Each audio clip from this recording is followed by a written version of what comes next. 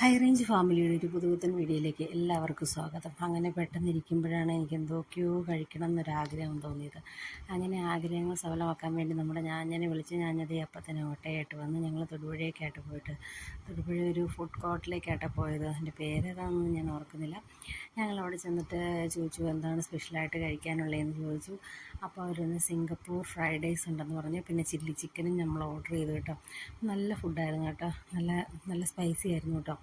എനിക്കിഷ്ടപ്പെട്ടു. പൊന്നാപ്പിക്കും ഭയങ്കര ഇഷ്ടപ്പെട്ടു. കഴിച്ചു. അങ്ങനെ കഴിച്ചുകൊണ്ടിരുന്ന കുറേ നേരം കഴിഞ്ഞപ്പോഴത്തേനും പൊന്നാപ്പിയുടെ മാമൻ വന്നു. മാമൻ എന്തോ ചപ്പാത്തിയും വെജിറ്റബിൾ എന്തോ കറിയായിട്ട് ഓർഡർ ചെയ്തു. അങ്ങനെ ഇരിക്കുമ്പോൾ എനിക്ക് പിന്നെ ഒരു ലെമൺ സോഡ കുടിക്കണമെന്ന് ആഗ്രഹം വന്നു. അങ്ങനെ ലെമൺ സോഡയൊക്കെ കുടിച്ച് കഴിഞ്ഞപ്പോഴത്തേനും നല്ല കാറ്റുണ്ടായിരുന്നു. പുറത്ത് തൊട്ടപ്പുറയാണ് കേട്ടോ പുഴ. എന്നിട്ട് ഞങ്ങൾ ആ പുഴയുടെ സൈഡിൽ പോയി നിന്നു കേട്ടോ. ഞാൻ വരാൻ വേണ്ടി വെയിറ്റ് ചെയ്യണം കേട്ടോ. ആ സമയം കൊണ്ട് ഞങ്ങൾ കുറച്ച് വീഡിയോ ഒക്കെ എടുക്കാമെന്ന് വിചാരിച്ചു. രാത്രി ആയതുകൊണ്ട് പുഴ ശരിക്കും കാണത്തൊന്നുമില്ല കേട്ടോ.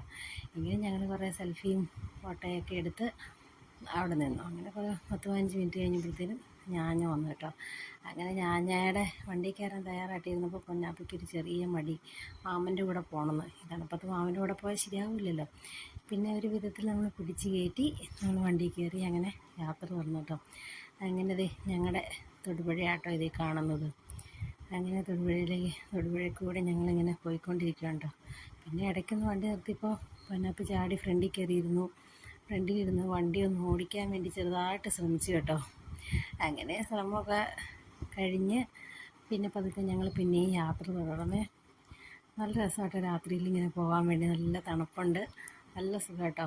ഫുഡും കഴിച്ചതുകൊണ്ട് പിന്നെ ഒരു സമാധാനമായിരുന്നു. പിന്നെ ഞങ്ങളിങ്ങനെ യാത്ര തുടർന്നു.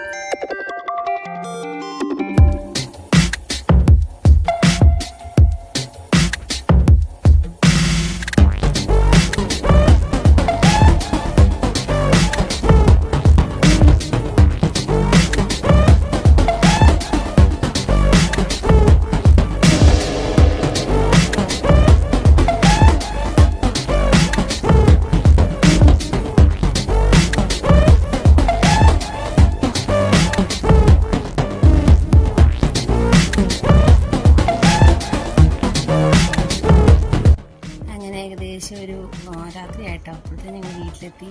വീഡിയോ ഇഷ്ടമെങ്കിൽ ലൈക്ക് ചെയ്യാനും ഷെയർ ചെയ്യാനും സബ്സ്ക്രൈബ് ചെയ്യാനും മറക്കണ്ട കേട്ടോ. മറ്റൊരു വീഡിയോ മറ്റടുത്ത സമയം കാണാം. ബൈ.